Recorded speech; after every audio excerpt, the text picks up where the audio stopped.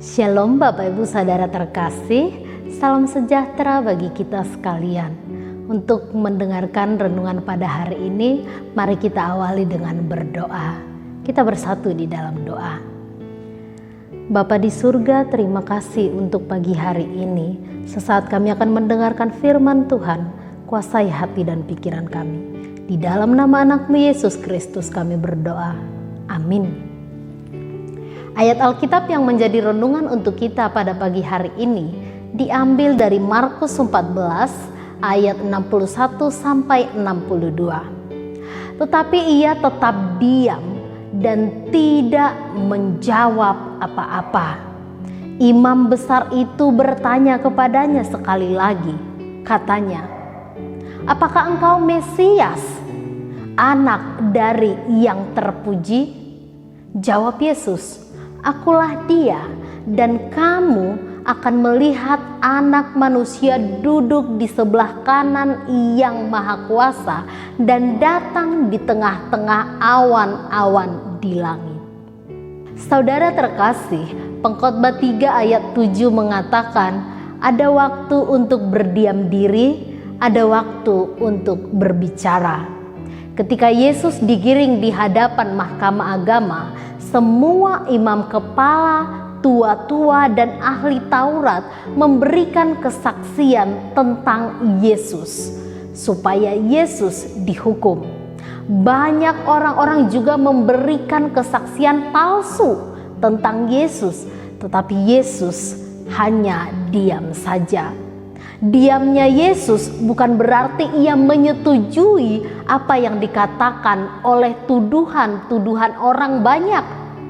Ia diam karena ia tahu bahwa apapun yang ia akan katakan sesungguhnya, pembelaan apapun yang ingin ia katakan, ia akan tetap dituduh sebagai yang bersalah. Memberikan jawab atas fitnah yang dituduhkan padanya bisa saja dijadikan untuk pembalikan fakta, sehingga Yesus memilih diam. Ia menjadikan diamnya sebagai tanda ketidakmauannya terlibat dengan fitnah, dan bahkan diamnya itu menjadi wujud dari kesabaran Yesus. Ia tidak mau terlibat dalam amarah. Yesus kemudian hanya menjawab ketika ia ditanyai tentang kebenaran bahwa ia adalah Mesias yang dijanjikan, dia yang akan dimuliakan. Lihatlah saudaraku yang terkasih, bagaimana perlawanan yang diberikan oleh Yesus terhadap fitnah yang diterimanya. Ia tidak kembali memfitnah dan ia hanya mengeluarkan kata-kata kebenaran dari dirinya.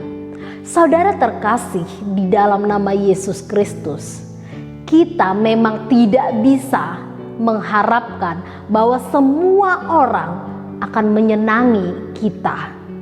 Namun hal yang kita harus pastikan adalah bahwa kita mengupayakan yang terbaik dalam tindakan kita. Kita tidak dapat memastikan bahwa semua orang akan menyetujui pendapat kita. Namun pastikanlah bahwa kita hanya menyampaikan kebenaran yang memuliakan Allah.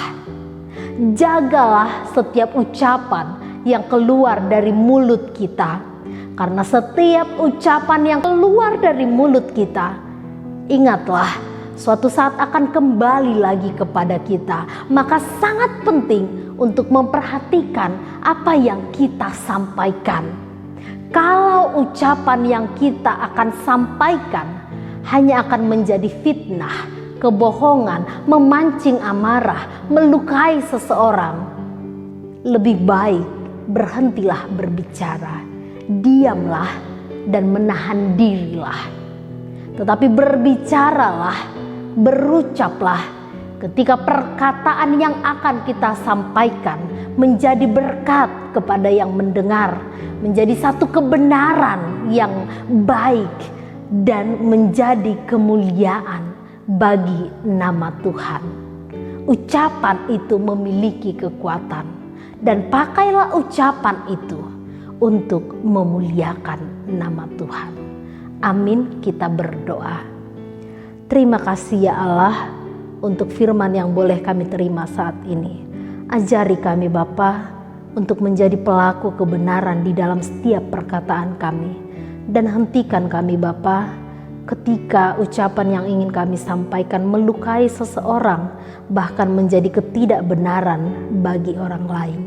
Terpujilah Engkau Bapa. Di dalam nama anak-Mu Yesus Kristus kami berdoa. Amin.